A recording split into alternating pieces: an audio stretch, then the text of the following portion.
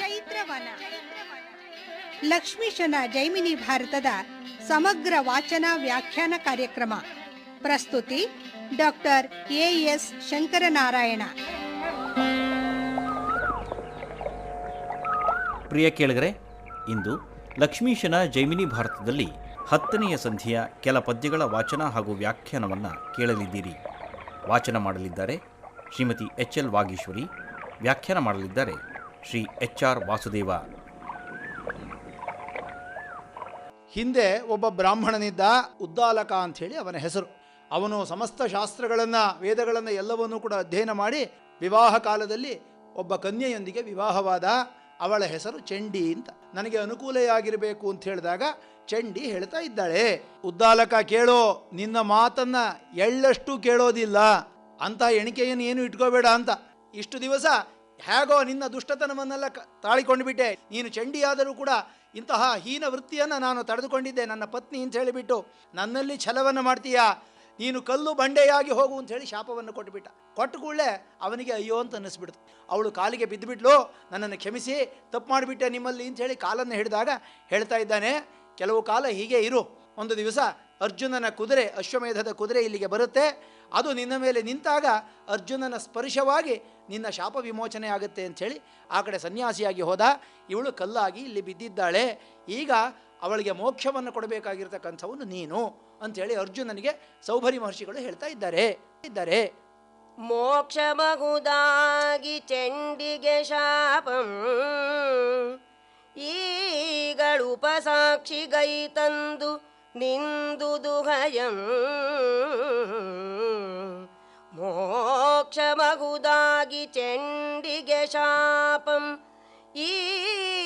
ಈಗಳುಪಸಾಕ್ಷಿಗೈ ತಂದು ನಿಂದುದು ಹಯಂ. ನೀ ಮುಟ್ಟಲು ಈ ಕ್ಷಣದೊಳೆದ್ದು ಪೋದಪುದು ಪೋಗಿನ್ನು ಮುಂದಣ ನೃಪರ್ಬಲವಂತರು. ರಾಕ್ಷಸಾರಿಯನೆ ಮರೆಯದಿರು, ರಾಕ್ಷಸಾರಿಯನೆ ಮರೆಯದಿರೆಂದು ಸೌಭರಿ ನಿರೀಕ್ಷಿಸಿ ಕೃಪಾವಲೋಕನದಿಂದ ವರಸಹಸ್ರಾಕ್ಷನ ಕುಮಾರನಂ ಕಳುಹಲು ಆನತನಾಗಿ ವಿನಯದಿಂ ಬೀಳ್ಕೊಂಡನು. ನೀನೇ ಅವಳಿಗೆ ಶಾಪ ವಿಮೋಚನೆಯನ್ನು ಮಾಡಬೇಕು ಅಂಥೇಳಿ ಸಾಕ್ಷಿಗೆ ಉಪಸಾಕ್ಷಿಯಾಗಿ ಕುದುರೆ ಹೋಗಿ ನಿಂತ್ಕೊಂಡಿದೆ ಅಂತ. ಕುದುರೆದೇನು ಕೆಲಸ ಇಲ್ಲ, ಅಲ್ಲೇ ನಿನ್ನ ಸ್ಪರ್ಶವಾಗಬೇಕು. ಭಗವಂತನ ಮಿತ್ರನಾಗಿರ್ತಕ್ಕಂಥ, ಬಂಧುವಾಗಿರ್ತಕ್ಕಂತಹ ನರಸ್ವರೂಪನಾಗಿರ್ತಕ್ಕಂಥ ನರನಾರಾಯಣರು ಅಂತ ಹೇಳಿ ಹಿಂದೆ ಋಷಿಗಳು. ಪರಮಾತ್ಮನೇ ನರನಾರಾಯಣ ಅಂಶ ರೂಪನಾಗಿ ಹಿಂದೆ ತಪಸ್ಸನ್ನು ಮಾಡ್ತಾ ಇದ್ದ. ಅದರಲ್ಲಿ ನರ ಅರ್ಜುನನಾಗಿ ಹುಟ್ಟಿದ್ದಾನೆ, ನಾರಾಯಣ ವಿಷ್ಣುವಾಗಿ ಹುಟ್ಟಿದ್ದಾನೆ. ಹಾಗಾಗಿ ನೀನು ನಿನ್ನ ಒಂದು ಯೋಗ್ಯತೆಯಿಂದ ಅದನ್ನು ಮುಟ್ಟಿದಾಗ ಅದಕ್ಕೆ ಶಾಪ ವಿಮೋಚನೆಯಾಗುತ್ತೆ ಅಂತ ಹೇಳಿದಾಗ ಅದರಂತೆ ಅರ್ಜುನ ಅದನ್ನು ಮುಟ್ಟಬೇಕು, ಅದಕ್ಕೆ ಶಾಪ ವಿಮೋಚನೆ ಮಾಡಿ ಕುದುರೆಯನ್ನು ಬಿಡಿಸ್ಕೊಳ್ಬೇಕು ಅಂತ ಹೊರಟ. ಆಗ ಸೌಭರಿ ಮಹರ್ಷಿಗಳು ಹೇಳ್ತಾ ಇದ್ದಾರೆ, ಅರ್ಜುನ ಮುಂದಣ ನೃಪರ್ ಬಲವಂತರು. ಇನ್ನು ಇಲ್ಲಿವರೆಗೆ ಆಯಿತು, ನೀಲಧ್ವಜನವರೆಗೆ ಸಾಧಾರಣರಾಗಿರ್ತಕ್ಕಂಥ ರಾಜರನ್ನು ನೀನು ಗೆದ್ದಿದ್ದೀಯಾ, ಮಾಹಿಷ್ಮತಿ ನಗರದವರೆಗೆ. ಇನ್ನು ಮುಂದೆ ಬರತಕ್ಕಂತಹ ಪರಾಕ್ರಮಿಗಳಾಗಿರ್ತಕ್ಕಂತಹ ರಾಜರಿದ್ದಾರೆ, ಅವರು ಬಲವಂತರು, ಎಲ್ಲರೂ ಕೂಡ ದೈವ ಭಕ್ತರು, ಮಹಾವಿಷ್ಣು ಭಕ್ತರು. ಅವರನ್ನು ಗೆಲ್ಲತಕ್ಕಂಥದ್ದು ನಿನಗೆ ಸಾಧ್ಯವಿಲ್ಲ. ನೀನು ರಾಕ್ಷಸಾರಿಯನೇ ಮರೆಯದಿರು, ಯಾವಾಗಲೂ ಭಗವಂತನ ಆಶ್ರಯವನ್ನು ಹೊಂದು ವಿಷ್ಣುವನ್ನು ಮರಿಬೇಡ, ಅವನ ಕೃಪಾವಲೋಕನದಿಂದಲೇ ನಿನಗೆ ಜಯ ಉಂಟಾಗತ್ತೆ ಅಂಥೇಳಿ ಸಹಸ್ರಾಕ್ಷನಾದ ಇಂದ್ರನ ಮಗನನ್ನು ಹರಸಿಬಿಟ್ಟು ಸೌಭರಿ ಮಹರ್ಷಿಗಳು ಕಳುಹಿಸಿಕೊಟ್ಟಿದ್ದಾರೆ. ತದನಂತರದೊಳ್ ಅರ್ಜುನಂ ಬಂದು ಕುದುರೆಯಂ ಮುದದಿಂದ ಮುಟ್ಟಲು ಅದಂ ಬಿಟ್ಟು ನಡೆದುದು ಮುಂದಕ್ಕೆ ಒದರಿಕೊಳ್ಳುತ್ತ ಎದ್ದು ನರನಂ ಕಂಡು ಚಂಡಿ ತಪಕ್ಕಾಗಿ ಕಳುಹಿಸಿಕೊಂಡಳು. ಒದವಿದ ಸಮಸ್ತ ಜನವಾಗ ವಿಸ್ಮಿತಮಾದುದು, ಒದವಿದ ಸಮಸ್ತ ಜನವಾಗ ವಿಸ್ಮಿತಮಾದುದು. ಉದುರಿತು ಕುಸುಮ ವೃಷ್ಟಿ ಬಳಿಕ ದಕ್ಷಿಣಕ್ಕೆ ನಡೆದುದು ವಾಜಿ ಚಂಪಕಾಪುರ ಕಂದು ಹಿಂದೆ ಬಗಪಡೆ ಸಹಿತ ಬಹಿಲದಿಂದ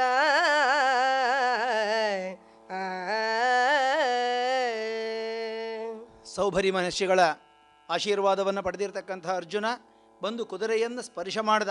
ಮುದದಿಂದ ಭಗವಂತನನ್ನು ಧ್ಯಾನ ಮಾಡ್ದ. ಕೃಷ್ಣ ಕುದುರೆಯನ್ನು ರಕ್ಷಣೆ ಮಾಡು ಅಂತ ಹೇಳಿ ಮುಟ್ಟಿದ. ಕುದುರೆ ಚಂಗನೆ ಅಲ್ಲಿಂದ ನೆಗೆದು ಬಿಡ್ತು. ಆ ಅರೆ ಇದ್ದಂತಹ ಜಾಗದಲ್ಲಿ ಆ ಬಂಡೆ ಮಾಯವಾಗಿ ಬಿಡ್ತೋ. ಆ ಜಾಗದಲ್ಲಿ ಒಬ್ಬಳು ಸ್ತ್ರೀ ಕಾಣಿಸಿಕೊಂಡಿದ್ದಾಳೆ. ಅವಳೇ ಚಂಡಿ. ಅವಳು ಅರ್ಜುನನ ಪಾದಕ್ಕೆ ಬಿದ್ದಿದ್ದಾಳೆ, ನನ್ನನ್ನು ಅನುಗ್ರಹ ಮಾಡು ಅಂಥೇಳಿ. ಅರ್ಜುನನಿಂದ ಅನುಗ್ರಹವನ್ನು ಪಡೆದಿರ್ತಕ್ಕಂಥ ಚಂಡಿಯು ಕೂಡ ತಪಸ್ಸಿಗೆ ಹೊರಟು ಹೋದ್ಲು. ಅರ್ಜುನ ಆ ಚಂಡಿಗೆ ಶಾಪ ವಿಮೋಚನೆ ಮಾಡಿದಾಗ ಪುಷ್ಪವೃಷ್ಟಿಯಾಗಿದೆ ಆಕಾಶದಿಂದ. ಎಲ್ಲರೂ ವಿಸ್ಮಿತರಾಗಿ ನೋಡ್ತಾ ಇದ್ದಾರೆ. ಆನಂತರ ಅರ್ಜುನನ ಆಜ್ಞೆಯಂತೆ ಕುದುರೆ ಅಲ್ಲಿಂದ ದಕ್ಷಿಣಕ್ಕೆ ಹೊರಟು. ದಕ್ಷಿಣದಲ್ಲಿ ಚಂಪಕಪುರ ಅಂಥೇಳಿ ಒಂದು ನಗರ, ಆ ಕಡೆಗೆ ಕುದುರೆ ಬರ್ತಾ ಇದೆ. ಘನಘೋಷದಿಂದ ವಾಹಿನಿಗಳೈತರುತ್ತಿರಲು ವನಧಿ ಮೇರೆಯನತಿಕ್ರಮಿಸಿ ಬಂದ ಪುದೆಂದು ಮುನಿದು ಭೂಮಂಡಲಂ ಇರದೆ ನಭಸ್ಥಳಕ್ಕೆ ಪೋಪಂತೆ ಧೂಳೇಳುತ್ತಿರಲು ಅನುಸಾಲ್ವ ಸಾತ್ಯಕಿ ಪ್ರದ್ಯುಮ್ನ ಯೌವನಾಶ್ವನರೇತ ವೃಷಕೇತು ನೀಲಧ್ವಜರ ಸೈನ್ಯಂ ಅನುಪಮಿತಮಾಗಿ ನಡೆದುದು ಚಂಪಕಾ ನಗರಿಗೆ ಅರ್ಜುನನ ಹಯದ ಕೂಡೆ.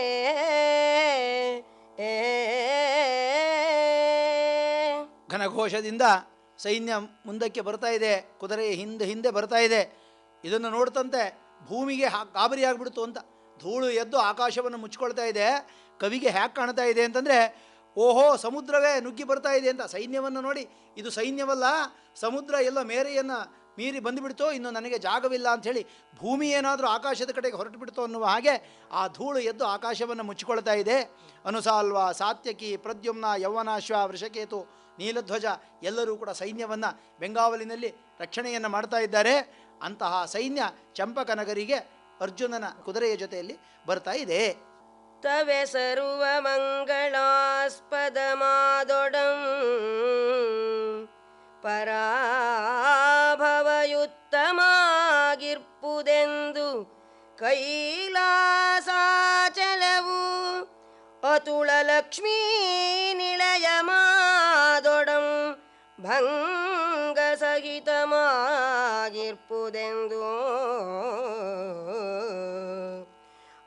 ಅವಿರಳ ಪಯೋನಿಧಿಯ ನಟ್ಟಹಾಸಂ ಮಾಡುವ ಒಲಿರ್ದುದು ಆಪುರಂ ಪ್ರಾಸಾದ ಕೋಟೆಗಳ ಧವಳಿಪ ಸುಧಾಕೀರ್ಣ ರುಚಿಗಳಿಂ ಪೊರಗೆ ನೋಡುವ ಜನರ್ಗೆ ಏ ವೇಳ್ವೆನು.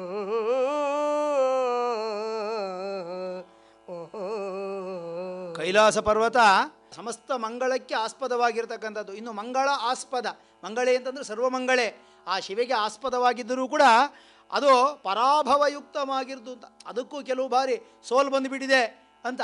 ಆ ಕೈಲಾಸ ಪರ್ವತವೂ ಕೂಡ ಕೆಲವು ಸರಿ ಬೇರೆಯವರಿಗೆ ಸೋತ್ಬಿಟ್ಟಿದೆ.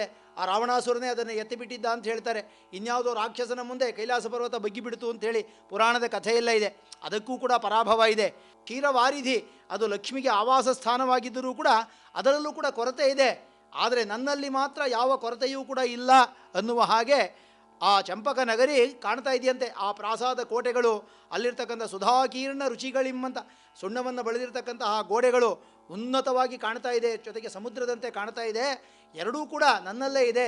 ಕೈಲಾಸ ಪರ್ವತದ ಔನ್ನತ್ಯ, ಆ ಕ್ಷೀರ ಸಮುದ್ರದ ಆ ಒಂದು ಸೊಬಗು ಎರಡೂ ಕೂಡ ನನ್ನಲ್ಲೇ ಇದೆ ಅಂತ ತೋರುವ ಹಾಗೆ ಆ ಚಂಪಕ ನಗರಿ ಎಲ್ಲರಿಗೂ ಕೂಡ ಆಶ್ಚರ್ಯವನ್ನು ಉಂಟು ಮಾಡ್ತಾ ಇದೆ. ಇದು ಪುರಸ್ತ್ರೀಯ ಮಣಿಕಾಂಚಿ ವಲಯಮೋ, ಇದು ಪುರಸ್ತ್ರೀಯ ಮಣಿಕಾಂಚಿ ವಲಯಮೋ, ಭೂಸುದತಿಯ ಕೊರಳ ವಿರಾಜಿಪರತ್ನಮಾಲಿಕೆಯೋ ತ್ರಿದಶಪತಿ ಗಿರಿಗಳಂ ಕಡಿವಂದು ತೆಗೆದಿಡುವೆನೆಂದು ತಿರಿಪಿದ ಕುಲಿಶದ ಪೊದರು ಬೆಳಗೋ ತ್ರಿದಶಪತಿ ಗಿರಿಗಳಂ ಕಡಿವಂದು ತೆಗೆದಿಡುವೆನೆಂದು ತಿರಿಪಿದ ಕುಲಿಶದ ಪೊದರು ಬೆಳಗೋ ಇಳೆಗಿಳಿದು ವಜ್ರಮಯಮಾಗಿ ನಿಂದುದೋ ಪೊದರು ಬೆಳಗು ಇಳೆಗಿಳಿದು ವಜ್ರಮಯಮಾಗಿ ನಿಂದುದೋ ವಿಮಲ ಕೀರ್ತಿ ಚಂದ್ರಿಕೆಯಂ ಪರಪುವ ನಗರದ ರಾಜಮಂಡಲದ ಪರಿವೇಶಮೋ ಪೇಳೆನಲ್ ಕೋಟೆ ಕುಂಗೆಸೆದುದು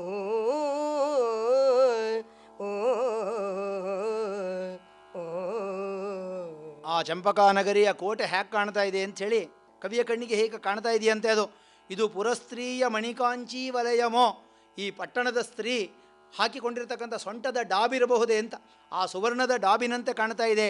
ಅಥವಾ ಈ ಭೂಮಿ ಎನ್ನತಕ್ಕಂತಹ ಸುದತಿ ಕೊರಳಿಗೆ ಹಾಕಿಕೊಂಡಿರ್ತಕ್ಕಂಥ ರತ್ನಮಾಲಿಕೆ ಇರಬಹುದೇ. ಅಥವಾ ಒಂದು ಇಂದ್ರ ಬೆಟ್ಟದ ರೆಕ್ಕೆಗಳನ್ನು ಕತ್ತರಿಸಿದ ಅಂತ. ಕೆಲವು ಬೆಟ್ಟಗಳು ಅದಕ್ಕೆ ಪರ್ವತಗಳಿಗೆಲ್ಲ ರೆಕ್ಕೆಗಳಿತ್ತು, ಆದಿಯಲ್ಲೇ ಆ ಪರ್ವತದ ರೆಕ್ಕೆಗಳನ್ನು ಇಂದ್ರ ಕಡಿದು ಹಾಕಿದ ಅಂತ. ಆ ಕಡಿದು ಹಾಕತಕ್ಕಂಥ ಸಂದರ್ಭದಲ್ಲಿ ವಜ್ರಾಯುಧದ ಅಂಚನ್ನು ಕೆಲವೊಂದು ತೆಗೆದಿಟ್ಟನಂತೆ, ಈ ಅಂಚುಗಳು ಇರಲಿ ಮತ್ತೆ ಮತ್ತೆ ಸೇರಿಸ್ಕೊಳ್ತೀನಿ ಅಂಥೇಳಿ. ಆ ವಜ್ರಾಯುಧದ ಆ ಬೆಳಗೇನಾದರೂ ಸುತ್ತಿಕೊಂಡು ಈ ರೀತಿ ಕೋಟೆಯಾಗಿದೆಯೋ. ಅಥವಾ ಈ ವಿಮಲ ಕೀರ್ತಿ ಚಂದ್ರನ ಈ ರಾಜ್ಯವನ್ನು ಆಳ್ತಾ ಇರತಕ್ಕಂತಹ ರಾಜರ ವಿಮಲ ಕೀರ್ತಿ ಅನ್ನತಕ್ಕಂತಹ ಬೆಳಕು, ಕೀರ್ತಿ ಬೆಳಕು ಅನ್ನತಕ್ಕಂಥದ್ದು ಒಂದು ಕವಿ ಸಮಯ. ಅಪಕೀರ್ತಿ ಕಪ್ಪು, ಕೀರ್ತಿ ಬೆಳುಪು ಅಂತ. ಆ ಕೀರ್ತಿ ಅನ್ನತಕ್ಕಂತಹ ರಾಜಮಂಡಲದ ಪರಿವೇಶ ಏನಾದರೂ ಈ ನಗರವನ್ನು ಸುತ್ತಕೊಂಡು ಬಿಟ್ಟಿದೆಯೋ ಅನ್ನುವ ಹಾಗೆ ಕೋಟೆಯ ಗೋಡೆ ಕಣ್ಣಿಗೆ ಕಾಣ್ತಾ ಇದೆ. ಆ ನಗರದರಸು ಹಂಸಧ್ವಜಂ ಕೇಳ್ದನ್ ಈ ಸೇನೆ ಸಹಿತ ಅರ್ಜುನಂ ವರಮಖ ತರಂಗ ರಕ್ಷಾ ನಿಮಿತ್ತಂ ಬಂದು ಸೀಮೆಯಂ ಪಕ್ಕುದಂ ದೂತ ಮುಖದಿಂದ ಬಳಿಕ ಅರ್ಜುನಂ ಸೀಮೆಯಂ ಪೊಕ್ಕುದಂ ದೂತ ಮುಖದಿಂದ ಬಳಿಕ ಧ್ಯಾನಿಸಿದನು. ಒಂದೆರಡುಗಳಿಗೆ ತನ್ನಾಪ್ತ ಪ್ರಧಾನರೆಲ್ಲರನು ಆಗ ಕರೆಸಿಕೊಂಡು ಅವರೊಳ್ ನಿಧಾನಿಸಿ ನುಡಿದನಂದು ಶ್ರದ್ಧಾಳು ಸುಮತಿ ಪ್ರಮತಿ ಎಂಬ ಮಂತ್ರಿಗಳ್ಗೆ.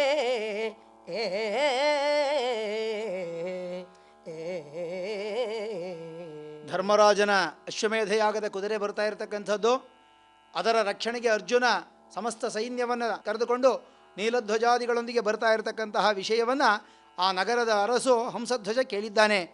ಸೇನೆ ಸಹಿತ ಅರ್ಜುನ ಬರ್ತಾ ಇರತಕ್ಕಂಥದ್ದು ಅದು ಈ ಅಶ್ವಮೇಧದ ರಕ್ಷಣೆಗೋಸ್ಕರವಾಗಿ ನಮ್ಮ ಸೀಮೆಯನ್ನು ಹೊಕ್ಕಿದೆ ಅಂತ ಕೇಳಿದಾಗ ಅವನಿಗೆ ಒಂದು ವಿಷಯ ಮನಸ್ಸಿನಲ್ಲಿ ಸ್ಫುರಣೆಯಾಗಿಬಿಡ್ತು. ಮಹಾದೈವ ಭಕ್ತನಾಗಿರ್ತಕ್ಕಂಥ ಅವನು ಮನಸ್ಸಿನಲ್ಲಿ ಒಂದು ಚಿಂತೆಯನ್ನು ಮಾಡಿದ್ದಾನೆ. ಮಾಡಿ ಒಂದು ಗಳಿಗೆ ಯೋಚನೆ ಮಾಡಿ ತನ್ನ ಆಪ್ತರನ್ನೆಲ್ಲ ಸೇರಿಸಿ ಆ ಸಭೆಯಲ್ಲಿ ಸುಮತಿ ಪ್ರಮತಿ ಅಂತ ಹೇಳಿಬಿಟ್ಟು ಮಂತ್ರಿಗಳು ಅವರಿಗೆ ಈ ವಿಷಯವನ್ನು ಹೇಳ್ತಾ ಇದ್ದಾನೆ. ಈ ಧನಂಜಯನ ತುರಗವನೀಗ ಕಟ್ಟಿದೊಡೆ ಮಾಧವಂ ತಾನೆ ಮೈದೋರುವ ನೆಮಗೆ. ಈ ಧನಂಜಯನ ತುರಗವನೀಗ ಕಟ್ಟಿದೊಡೆ ಮಾಧವಂ ತಾನೆ ಮೈದೋರುವ ನೆಮಗೆ. ಕೃಷ್ಣ ನೀ ಧರೆಯೊಳಿರುತ್ತಿರ್ದುಂ ಇನ್ನೆಗಂ ಕಂಡುದಿಲ್ಲ ಅಚ್ಯುತನ ಮೂರುತಿಯನು ಬಾಧಿಸುವುದು ಈ ದೇಹಮಂ ನರೆತೆರೆಗಳು. ಬಾಧಿಸುವುದು ಈ ದೇಹಮಂ ನರೆತೆರೆಗಳು ಇನ್ನು ಸಾಧಿಸುವುದೇ ದುರರಿಪು ಬಂದು ತನ್ನೊಳ್ ವಿರೋಧಿಸಿದೊಡೆ ಇನಿತದರಿಂದ ನುಳಿದೊಡೆ ಎಂದನ ನೃಪತಿ ನಗುತ ಮಂತ್ರಿಗಳಿಗೆ ಹೇಳ್ತಾ ಇದ್ದಾನೆ, ಈ ಧನಂಜಯನ ಕುದುರೆಯನ್ನು ಕಟ್ಟಿದರೆ ಮಾಧವಂ ತಾನೇ ಮೈದೋರುವನು. ಅರ್ಜುನನನ್ನು ಹಿಡ್ಕೊಂಡ್ಬಿಟ್ರೆ ಕೃಷ್ಣ ತಾನೇ ಬರ್ತಾನೆ. ಈ ಧರೆಯಲ್ಲಿ ಇಷ್ಟು ದಿವಸ ನರೆ ಮುಪ್ಪು ಬಂದು ಹೋಗ್ಬಿಡ್ತು ಈ ದೇಹಕ್ಕೆ. ಮುಪ್ಪಿನ ಕಾಲದವರೆಗೂ ಕೂಡ ಬದುಕಿದ್ರೂ ಕೂಡ ಒಮ್ಮೆಯೂ ಕೂಡ ಭಗವಂತನನ್ನು ನೋಡಿದ್ದಿಲ್ಲ. ಭಗವಂತನ ಧ್ಯಾನದಲ್ಲಿ ಅವನ ಅರ್ಚನೆ, ಪೂಜೆ, ವ್ರತ, ಏಕಾದಶಿ, ಉಪವಾಸ ಇತ್ಯಾದಿಗಳಲ್ಲಿ ಕಾಲವನ್ನು ಕಳೆದಿರ್ತಕ್ಕಂಥವನು ಈ ಹಂಸಧ್ವಜ, ಜೊತೆಗೆ ನಗರದ ಸರ್ವ ಜನರೂ ಕೂಡ. ಆದರೆ ನರತರೆಗಳು ಬಂದರೂ ಕೂಡ ಆ ಭಗವಂತನ ದರ್ಶನವಾಗಿಲ್ಲ. ಇದೇ ಸರಿಯಾದ ಕಾಲ. ಅರ್ಜುನನನ್ನು ಹಿಡಿಯೋಣ. ನಮಗೆ ಕುದುರೆ ಬೇಕಾಗಿಲ್ಲ, ನಮಗೆ ಸಾಮ್ರಾಜ್ಯ ಬೇಕಾಗಿಲ್ಲ, ಅಶ್ವಮೇಧ ಯಾಗವೂ ಕೂಡ ಬೇಕಾಗಿಲ್ಲ ನನಗೆ. ಆದರೆ ಆ ಭಗವಂತನನ್ನು ನೋಡಬೇಕು. ಈಗ ಅರ್ಜುನನನ್ನು ಹಿಡಿದುಬಿಟ್ಟು ಕೃಷ್ಣನನ್ನು ವಿರೋಧಿಸೋಣ. ಕೃಷ್ಣ ಬಂದು ಕಾಣಿಸಿಕೊಳ್ತಾನೆ. ಕೃಷ್ಣನನ್ನು ಕಂಡ ಮೇಲೆ ಉಳಿದೋಡೇನು ಅಳಿದೋಡೇನು, ಈ ದೇಹ ಬಿದ್ದೋದ್ರು ಇದ್ದರೂ ಇದಕ್ಕಿಷ್ಟೇ ಪ್ರಯೋಜನ ಅಂತ. ಭಗವಂತನನ್ನು ಕಂಡ ಮೇಲೆ ಇದ್ದರೂ ಹೋದರೂ ಒಂದೇ. ಹಾಗಾಗಿ ಆ ಕುದುರೆಯನ್ನು ಕಟ್ಟೋಣ, ಕೃಷ್ಣನನ್ನು ಕರೆಸೋಣ ಅಂಥೇಳಿ ಹೇಳ್ತಾ ಇದ್ದಾನೆ. ಆನರಾಧಿಪತಿ ನಿಶ್ಚಯಿಸಿದಂ ಕದನಮಂ ಭೂನಾಥ ಕೇಳವನ ಕಟ್ಟಳೆಯನೆಲ್ಲಮಂ ತಾನಾಳ್ವ ದೇಶದೊಳ್ ತನ್ನ ನಗರದೊಳೇಕ ಪತ್ನಿ ವ್ರತದೊಳಿರದೊಡೆ ದಾನವಾರಿಯ ಪೂಜೆಗೈಯದೊಡೆ ಸಂತತಂ ದಾನ ಧರ್ಮಂಗಳಂ ಮಾಡದೊಡೆ ಗತಿಗೆಟ್ಟು ಹೀನ ಜಾತಿಗಳೊಡನೆ ಕೂಡಿದೊಡೆ ಸೈರಿಸಂ ಪರಿವಾರದೊಳ್ ಪ್ರಜೆಯೊಳು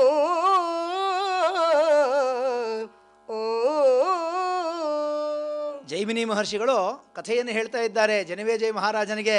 ಮಹಾರಾಜ ಕೇಳು, ಕೃಷ್ಣನನ್ನು ಕಾಣತಕ್ಕಂತಹ ಉದ್ದೇಶದಿಂದಲೇ ಕದನವನ್ನು ನಿಶ್ಚಯ ಮಾಡಿದ.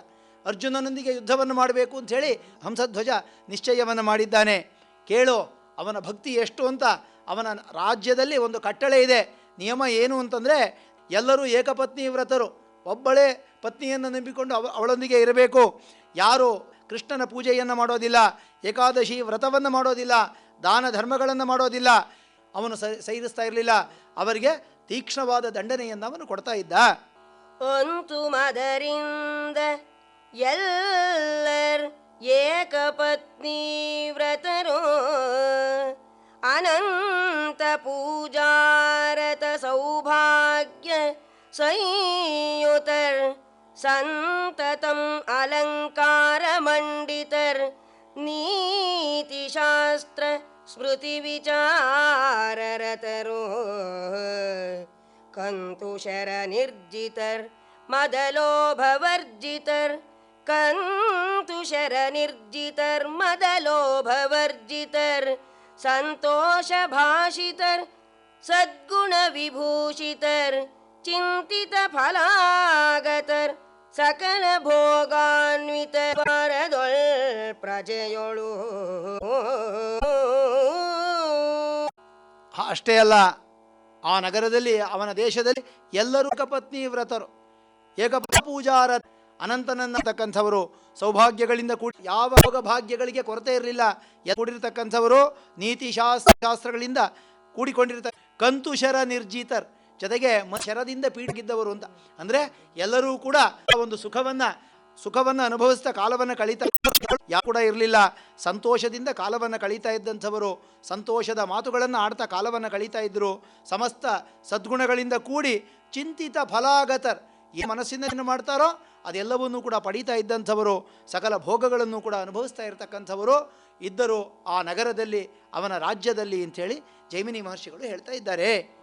ಏಕಪತ್ನಿ ವ್ರತಂ ಆಯತಂ ಕೋಮಲಂ ಮಾಕಾಂತ ಕಿಂಕರಂ ಅಲಂಕಾರ ಪೂಜ್ಯಂ ಶುಭಾಕಾರನಾರೋಗ್ಯಪಟು ಕರಣ ನಿರ್ಮಲ ಕೈತವಂ ಬಲವಂತನು ಭೀಕರ ಪರಾಕ್ರಮ ವಿಶಾರದಂ ಭೀಕರ ಪರಾಕ್ರಮ ವಿಶಾರದಂ ಸಂಗರ ವಿವೇಕಿಯಂಬ ಇನಿತು ಗುಣಮರುವನೊಳ್ ಇರಲ್ಕೆ ಅವನೇ ಕರೆದು ಮನ್ನಿಸುವನು ಅಲ್ಲದರನು ಉಳಿವಂತ ಎಲ್ಲರೀ ತೆರೆದ ನರನು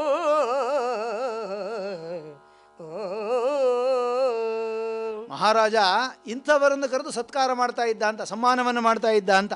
ಯಾರು ಏಕಪತ್ನಿ ವ್ರತನೋ, ಕೋಮಲ ಮಾಕಾಂತ ಕಿಂಕರ, ವಿಷ್ಣುವಿನ ಸೇವಕನೋ, ಅಲಂಕಾರ ಪೂಜ್ಯಂ, ಅಲಂಕಾರದಿಂದ ಕೂಡಿಬಿಟ್ಟು ಸಮಾಧಾನಿಯಾಗಿದ್ದಂಥವನು, ಆರೋಗ್ಯದಿಂದ ಕೂಡಿರತಕ್ಕಂತಹ, ನಿರ್ಮಲವಾಗಿರ್ತಕ್ಕಂತಹ ಚಿತ್ತಾದಿಗಳ ಮನಸ್ಸುಗಳಿಂದ ಕೂಡಿರತಕ್ಕಂಥವನು, ಅವ ಬಲವಂತ, ಭೀಕರ ಪರಾಕ್ರಮಿ, ಯುದ್ಧದಕ್ಕೆ ಹಿಂಜರಿಯದೇ ಇರತಕ್ಕಂಥವನು, ಇಂತಹ ಎಲ್ಲ ಸಕಲ ಗುಣಗಳಿಂದ ಕೂಡಿರತಕ್ಕಂತಹ ವ್ಯಕ್ತಿಯನ್ನು ಮಾತ್ರ ಕರೆದು ಅವನು ಸನ್ಮಾನವನ್ನು ಮಾಡ್ತಾ ಇದ್ದ. ಜೊತೆಗೆ ಇನ್ನೊಂದು ಅದ್ಭುತ ಏನು ಅಂತಂದರೆ, ಆ ನಗರದಲ್ಲಿ, ಆ ದೇಶದಲ್ಲಿ ಎಲ್ಲರೂ ಸನ್ಮಾನಕ್ಕೆ ಪಾತ್ರರೇ ಅಂತ. ಅಂದರೆ ಎಲ್ಲರೂ ಕೂಡ ಸಮಸ್ತ ಸದ್ಗುಣಗಳಿಂದ ಕೂಡಿರ್ತಕ್ಕಂಥವರಾಗಿದ್ದರು. ಉಣಲು ಉಡಲು ತೊಡಲು ಈಯಲಿರಲೈದೆಯುಂಟಾಗಿ ತಣಿದಿಹುದು ಅಲಂಕಾರ ಪೂಜ್ಯದಿಂ ವಸ್ತ್ರಭೂಷಣ ಗಂಧಮಾಲ್ಯಾನುಲೇಪನಂಗಳ ಪರಿಮಳಂಗಳಿಂ ಸೊಗಸಿರ್ಪುದು ಸೆಣಸುಗಳ ಬಿರುದುಗಳ ಪೆಚ್ಚಿರ್ದ ಮುಡುಗುಗಳ ಹೊಣಕೆಗಳ ತಡಗುಗಳ ಕಲಿತನದ ಕಡುಹುಗಳ ರಣದವಕದಿಂ ಕುದಿಯುತಿಹುದು ಹಂಸಧ್ವಜನ ಪರಿವಾರಂ ಅನುದಿನದೊಳು. ಹಂಸಧ್ವಜನ ಪರಿವಾರಕ್ಕೆ ಯಾವ ಕೊರತೆಯೂ ಕೂಡ ಇರಲಿಲ್ಲ.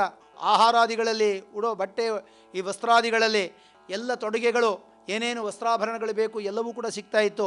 ಅಲಂಕಾರಗಳಿಂದ, ಬೇರೆ ಬೇರೆ ಲೇಪನಗಳಿಂದ, ವಸ್ತ್ರಭೂಷಣಾದಿಗಳಿಂದ ಎಲ್ಲರೂ ಕೂಡ ಪರಿವಾರವೆಲ್ಲರೂ ಕೂಡ ಸಂತೋಷವನ್ನು ಹೊಂದುತ್ತಾ ಇತ್ತು. ಅಷ್ಟೇ ಅಲ್ಲ, ಎಲ್ಲರೂ ಕೂಡ ಯಾವಾಗಲೂ ಕೂಡ ಯುದ್ಧಕ್ಕೆ ಹಾತೊರೆಯುತ್ತಾ ಇದ್ದಂಥವರು. ಆಯುಧಗಳನ್ನು ಹಿಡಿದುಬಿಟ್ಟು ಒಳ್ಳೆಯ ಕವಚಗಳನ್ನು ಹಾಕಿಕೊಂಡು ಎಂತಹ ಶತ್ರು ಬಂದರೂ ಕೂಡ ಅವನನ್ನು ಎದುರಿಸ್ತಕ್ಕಂತಹ ಸಾಮರ್ಥ್ಯವನ್ನು ಹೊಂದಿರತಕ್ಕಂತಹ ಕಲಿಗಳು ಅವನ ಸೈನ್ಯದಲ್ಲಿ ಯಾವಾಗಲೂ ಕೂಡ ಸಿದ್ಧವಾಗಿ ಇರ್ತಾ ಇದ್ದರು.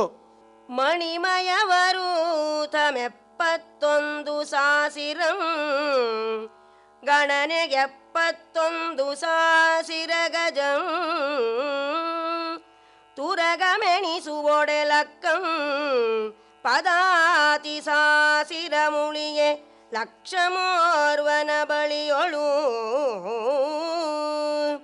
ಗಣಿತ ಕಿಹುದಿನಿತು ಬಲಮಿನಿತು ಬಲದಿಂದ ವೆಂಟಣಿಸಿರ್ಪ ದಳಪತಿಗಳೆಪ್ಪತ್ತು ಮಂದಿ ಸಂದಣಿಸಿ ಬರುತಿಗುದು ಹಂಸಧ್ವಜ ನೃಪಾಲಕಂ ಪೊರಮಟ್ಟು ನಡೆವೆಡೆಯೊಳು. ಅವನ ಸೈನ್ಯದಲ್ಲಿ ಮಣಿಮಯವಾಗಿರ್ತಕ್ಕಂತಹ ರಥಗಳು 71,000 ಇತ್ತಂತೆ. ಜೊತೆಗೆ ಗಣನೆಗೆ 71,000 ಗಜಂ, 71,000 ಆನೆ. ತುರಗದ ಸೈನ್ಯವನ್ನು ಎಣಿಸಿದರೆ 1,00,000 ಕುದುರೆಗಳಿತ್ತು. ಜೊತೆಗೆ 99,000 ಪದಾತಿ ಒಬ್ಬನ ಬಳಿಯಲ್ಲಿ. ಇಷ್ಟು ಇದ್ದರೆ ಎಷ್ಟು ಜನ ಇದ್ದರು ಅಂತ 70 ಜನ ಸೇನಾಧಿಪತಿಗಳು ಅವನೊಂದಿಗಿದ್ದಾರೆ. ಆ ದಳಪತಿಗಳು ಹಂಸಧ್ವಜ ಹೊರಟ್ರೆ ಸಾಕು ಅವನ ಹಿಂದೆ ನಿಂತ್ಕೊಂಡ್ಬಿಡ್ತಾರೆ. ಅವನ ಹಿಂದೆ ಇಷ್ಟೊಂದು ಸಂಖ್ಯೆಯ ದೊಡ್ಡ ಸೈನ್ಯ ಯಾವಾಗಲೂ ಕೂಡ ಯುದ್ಧಕ್ಕೆ ಸಿದ್ಧವಾಗಿರುತ್ತೆ.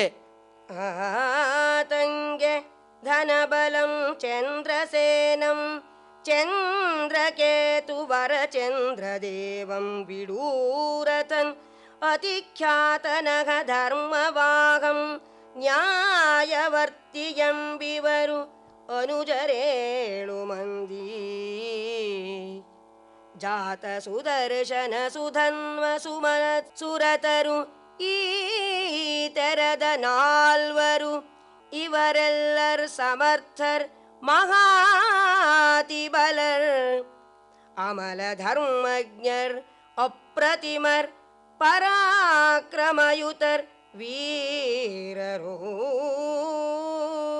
ಅವನಿಗೆ ಧನಬಲ, ಚಂದ್ರಸೇನ, ಚಂದ್ರಕೇತು, ಚಂದ್ರದೇವ, ವಿಡೂರಥ, ಅತಿಖ್ಯಾತ ಅಂತ ಹೇಳಿಬಿಟ್ಟು ಧರ್ಮವಾಹ ಅನ್ನತಕ್ಕಂಥ 7 ಜನ ಸೋದರರು, ಜೊತೆಗೆ ಸುದರ್ಶನ, ಸುಧನ್ವ, ಸುಮನಸ್, ಸುರಥ ಅಂಥೇಳಿ 4 ಮಹಾಪರಾಕ್ರಮಿಗಳಾಗಿರ್ತಕ್ಕಂತಹ ಸಮರ್ಥರಾಗಿರ್ತಕ್ಕಂತಹ ಮಕ್ಕಳು.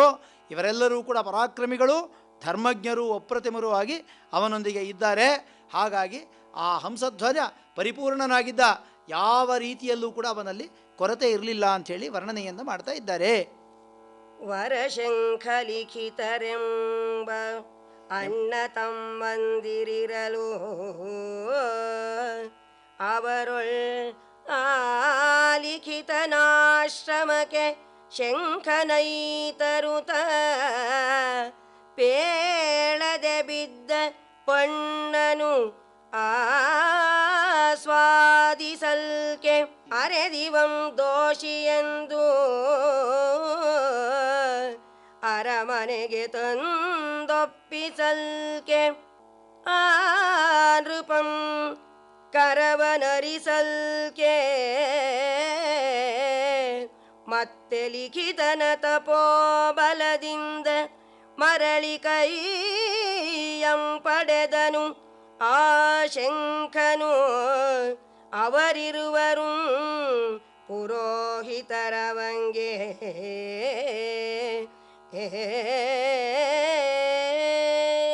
ಇವನಿಗೆ ಶಂಖ ಲಿಖಿತ ಅಂಥೇಳಿ ಇಬ್ಬರು ಪುರೋಹಿತರು, ಅವರ ಕಥೆಯನ್ನು ಹೇಳ್ತಾ ಇದ್ದಾರೆ. ಶಂಖಲಿಖಿತರು ಎಂತಹ ಧರ್ಮಾತ್ಮರು ಅಂಥೇಳಿ. ಲಿಖಿತನಾಶ್ರಮಕ್ಕೆ ಒಮ್ಮೆ ಸೋದರನಾಗಿರ್ತಕ್ಕಂಥ ಶಂಖ ಬಂದುಬಿಟ್ಟ. ಬಂದಾಗ ಅವನ ಆಶ್ರಮದಲ್ಲಿ ಒಳ್ಳೆಯ ಮಾವಿನ ಹಣ್ಣು ಎಲ್ಲ ಕಡೆಯಲ್ಲೂ ಕೂಡ ಗಳಿತು ಬಿದ್ದುಬಿಟ್ಟಿದೆ. ಅಣ್ಣ ಇರಲಿಲ್ಲ ಆಶ್ರಮದಲ್ಲಿ, ಒಂದು ಹಣ್ಣನ್ನು ತೆಗೆದು ತಿಂದುಬಿಟ್ಟ ಅವನು. ಆ ಹೊತ್ತಿಗೆ ಲಿಖಿತ ಬಂದ, ಅಣ್ಣ ಇದೇನು ಮಾಡಿಬಿಟ್ಟೆ ನೀನು, ನನ್ನ ಆಶ್ರಮದಲ್ಲಿ ನನ್ನನ್ನು ಕೇಳಿದೆ ಹಣ್ಣನ್ನು ತಿಂದುಬಿಟ್ಟಿಯಲ್ಲ ಅಂತ.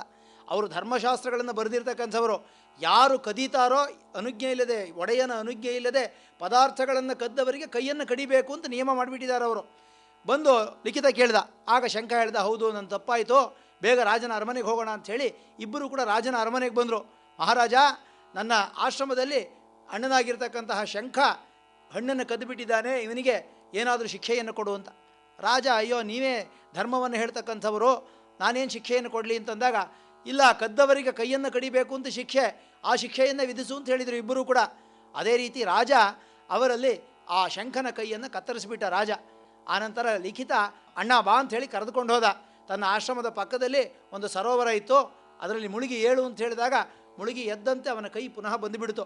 ಅಂದರೆ ಧರ್ಮ ಮಾಡಬೇಕಾಗಿರ್ತಕ್ಕಂತಹ ಕರ್ತವ್ಯವನ್ನು ಅತಿ ನಿಷ್ಠುರವಾಗಿ ಮಾಡ್ತಕ್ಕಂಥವರು ಅಂತ. ಅಂತಹ ಅತಿ ನಿಷ್ಠುರವಾಗಿ ಧರ್ಮವನ್ನು ಪಾಲನೆ ಮಾಡ್ತಕ್ಕಂತಹ ಶಂಖಲಿಖಿತರು ಅವನಿಗೆ ಪುರೋಹಿತರಾಗಿದ್ದಾರೆ. ಇದುವರೆಗೆ ಲಕ್ಷ್ಮೀಶನ ಜೈಮಿನಿ ಭಾರತದಲ್ಲಿ 10ನೆಯ ಸಂಧಿಯ ಕೆಲ ಪದ್ಯಗಳ ವಾಚನ ಹಾಗೂ ವ್ಯಾಖ್ಯಾನವನ್ನು ಕೇಳಿದಿರಿ. ವಾಚನ ಮಾಡಿದವರು ಶ್ರೀಮತಿ ಎಚ್.ಎಲ್. ವಾಗೀಶ್ವರಿ, ವ್ಯಾಖ್ಯಾನ ಮಾಡಿದವರು ಶ್ರೀ ಎಚ್.ಆರ್. ವಾಸುದೇವ. ಚೈತ್ರವನ ಕೇಳಿದ್ರಿ. ಕಾರ್ಯಕ್ರಮದ ಪ್ರಸ್ತುತಿ ಡಾಕ್ಟರ್ ಎ.ಎಸ್. ಶಂಕರನಾರಾಯಣ. ನಿರ್ಮಾಣ ನೆರವು ಸಂಜೀವ ಆರ್. ನಾಮಣ್ಣವರ್. ಇದು ಇಂದಿನ ಚೈತ್ರವನ. ಈ ಕಾರ್ಯಕ್ರಮ ಆಕಾಶವಾಣಿ ಭದ್ರಾವತಿ ಕೇಂದ್ರದ ಕೊಡುಗೆ.